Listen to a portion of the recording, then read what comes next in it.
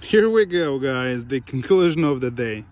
I got a very nice yellow carp, a garfish, and a turtle here fishing with my son in a very nice spot. Just look at here. Maybe we'll get the live bite here. We used today yellow corn and fish meat.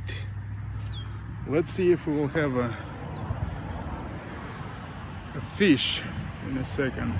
You have a carp over there, piece of meat. Somebody is going to take it. Oh, look, we have a bite right here. Look, he's pulling.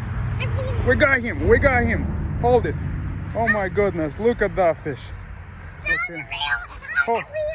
Hold the...